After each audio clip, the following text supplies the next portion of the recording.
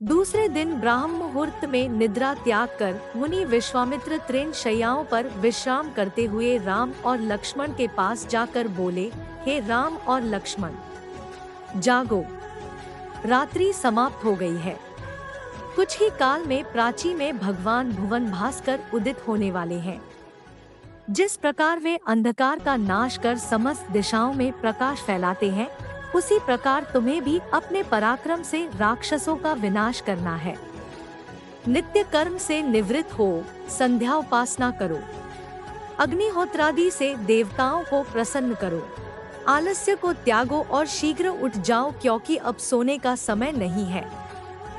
गुरु की आज्ञा प्राप्त होते ही दोनों भाइयों ने शय्या त्याग दिया और नित्य कर्म एवं स्नान ध्यान आदि से निवृत्त होकर मुनिवर के साथ गंगा तट की ओर चल दिए।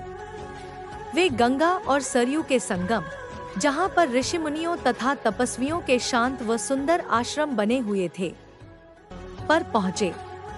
एक अत्यधिक सुंदर आश्रम को देखकर रामचंद्र ने गुरु विश्वामित्र से पूछा, हे गुरुवर, यह परम रमणीक आश्रम किन महर्षि का निवास स्थान है? राम के प्रश्न के उत्तर में ऋषि विश्वामित्र ने बताया, हे राम, यह एक विशेष आश्रम है।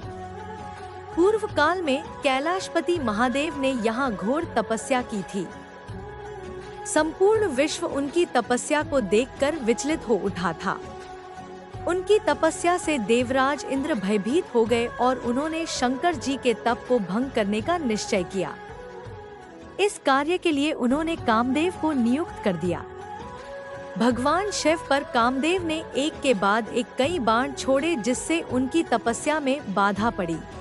क्रुद्ध होकर महादेव ने अपना तीसरा नेत्र खोल दिया।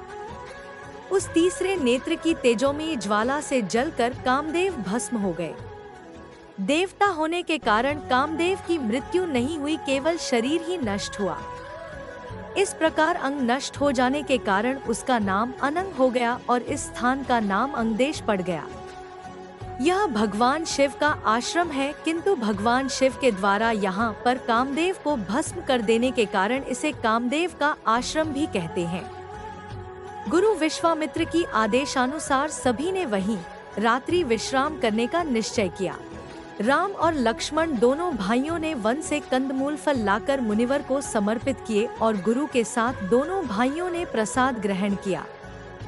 तत्पश्चात स्नान, संध्या उपासना आदि से निवृत्त होकर राम और लक्ष्मण गुरु विश्वामित्र से अनेक प्रकार की कथाएं तथा धार्मिक प्रवचन सुनते रहे। अंत में गुरु की यथोचित सेवा करने के पश्चात आज्ञा पाकर वे परम पवित्र गायत्री मंत्र का जाप करते हुए तृण शैयाओं पर जा विश्राम करने लगे। कथा अच्छी लगी हो तो प्लीज लाइक और सब्सक्राइब करें। रामायण का अगला पार्ट जल्द ही आएगा। धन्यवाद।